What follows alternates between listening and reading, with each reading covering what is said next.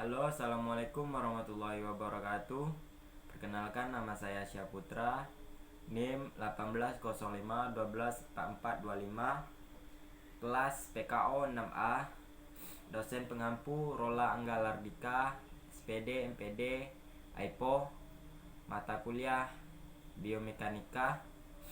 Langsung saja, di sini saya akan menjelaskan tentang materi biomekanika, yaitu yang pertama yaitu mengenai pengertian biomekanika, yaitu suatu ilmu yang menggunakan hukum-hukum fisika dan konsep keteknikan untuk mempelajari gerak yang dialami oleh beberapa segmen tubuh dan gaya-gaya yang terjadi pada bagian tubuh tersebut pada aktivitas normal. Secara spesifik, biomekanika terdiri dari dua kata. Yang pertama yaitu bio, yang kedua yaitu mekanika. Bio artinya adalah makhluk hidup, sedangkan mekanika memiliki arti ialah gerak. Jadi dapat kita simpulkan bahwa biomekanika ialah merupakan ilmu yang mempelajari tentang gerak makhluk hidup. Biomekanika olahraga ialah ilmu yang menerapkan prinsip-prinsip mekanika terhadap struktur tubuh manusia pada saat melakukan olahraga. Jadi biomekanika olahraga ini adalah ilmu yang mempelajari gerak tubuh seseorang atlet atau siswa yang sedang melakukan aktivitas berolahraga. Selanjutnya yaitu fungsi biomekanika. Adapun fungsi dari biomekanika itu ada beberapa hal. Yang pertama yaitu memberikan ilmu pengetahuan untuk mengambil sebuah keputusan berkenaan dengan keterampilan dan juga gerak dasar, baik itu pada atlet maupun pada siswa. Yang kedua yaitu fungsi dari biomekanika itu adalah mampu dalam mengembangkan gerak dasar olahraga yang lebih efisien dan bermanfaat. Yang ketiga yaitu adalah mengenal karakteristik dan juga kemampuan untuk mengembangkan kemampuan dan prestasi baik untuk atlet maupun untuk siswa. Yang selanjutnya yaitu definisi hukum kesetimbangan 1, ialah badan selalu dalam keadaan setimbang selama proyeksi titik berat badan itu tersebut jatuh pada bidang tumpuannya. Contoh, cobalah berdiri rapat pada dinding tembok, lalu ketika berdiri, proyeksikan titik berat badan untuk jatuh pada tumpuan kaki. Dan selanjutnya, membungkukkan badan ke depan, titik berat badan itu akan bergeser ke depan karena bagian tubuh atau badan itu pindah ke depan, dan sedikit turun ke bawah sebab tubuh bagian atas turun.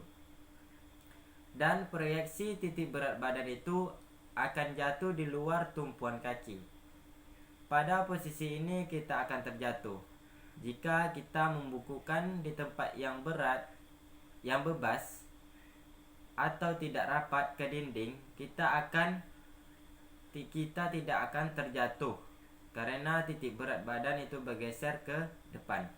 Pergeseran ini menyebabkan proyeksi titik berat badan tetap berada dalam bidang tumpuan kaki.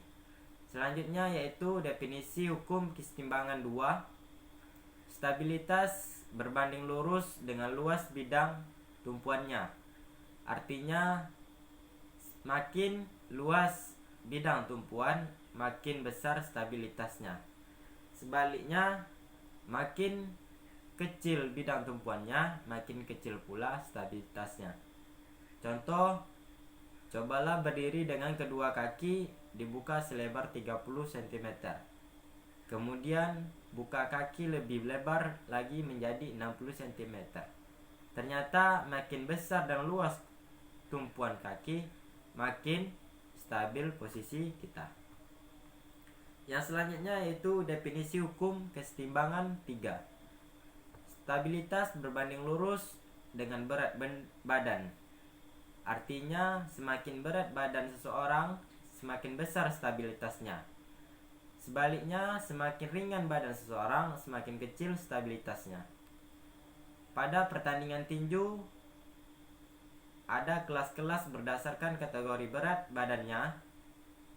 Berat badannya yang sesuai akan sesuai pula stabilitasnya, sehingga tidak akan terjadi kecelakaan yang fatal bila salah seorang dalam pertandingan. Yang selanjutnya yaitu definisi hukum kesetimbangan 4. Stabilitas berbanding lurus dengan jarak horizontal dari titik berat badan terhadap sisi bidang tumpuan ke arah badan. Bergerak artinya makin besar jarak horizontal ke arah tertentu, makin besar stabilitasnya ke arah tersebut. Sebaliknya, makin kecil jarak horizontal, makin kecil pula stabilitasnya.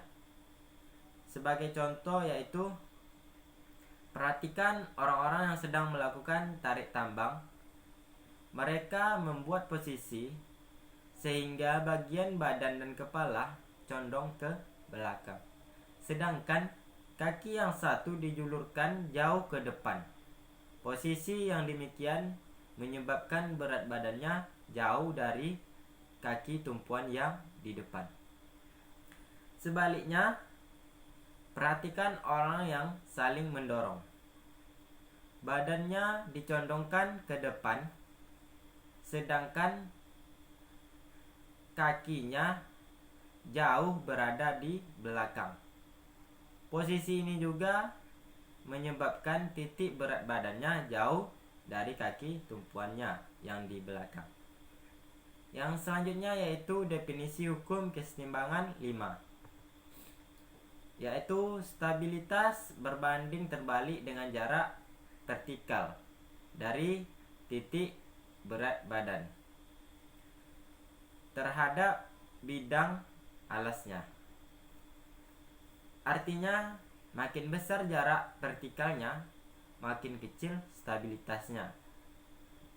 Sebaliknya, makin kecil jarak vertikalnya, makin besar stabilitasnya. Sebagai contoh, pada desain bentuk mobil balap dan bandingkan dengan mobil untuk kepentingan biasa.